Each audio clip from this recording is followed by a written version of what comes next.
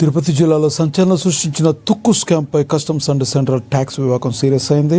ఈ కుంభకోణానికి బాధ్యులైన వారి తుప్పు వదిలేస్తామంటూ విశాఖ జోన్ కమిషనర్ ఆనంద్ కుమార్ హెచ్చరించారు.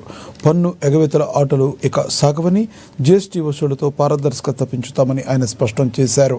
ముఖ్యంగా 40 లక్షల పైన ఆదాయం ఉన్న వ్యాపారులు తప్పనిసరిగా ట్యాక్స్ పరిధిలోకి రావాలని ఆదేశించారు. దేశాభివృద్ధిలో భాగస్వాములు కావాలంటే జీఎస్టీ సక్రమంగా చెల్లించాలని కోరుతూ రాష్ట్ర వ్యాప్తంగా అవగాహన కార్యక్రమాలు నిర్వహిస్తున్నట్లుగా వెల్లడించారు. పార్వతీపురం నుంచి తడ వరకు ప్రతి ప్రాంతంలో, ఈ రాయలసీమలో ఇప్పుడు తిరుపతిలో మొదలు పెట్టాం.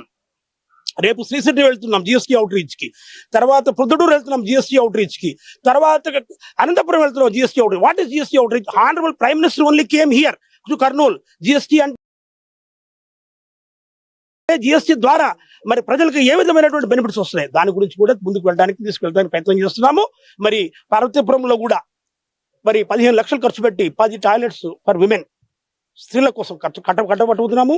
అదేవిధంగా లేకలవే కాలనీలో వైజాగ్ లో మరి 6 టాయిలెట్స్ జీవీఎంసీ కట్టి మున్సిపల్ కార్పొరేషన్ అవి నిరుపయోగమైన స్థితిలో ఉండగా అక్కడ మరి ఓవర్ హెడ్ ట్యాంక్ కట్టించి తర్వాత 250 ఫీట్ లోపలికి ఏమంటారు దాన్ని బోర్వెల్ తవ్వించి నాలిలో, నెల్లూరులో, ఇప్పుడు తిరుపతిలో ఇటువంటి కార్యక్రమాలు చేపడుతున్నామని తెలియగానే సంతోషిస్తున్నాం. Thank you so much.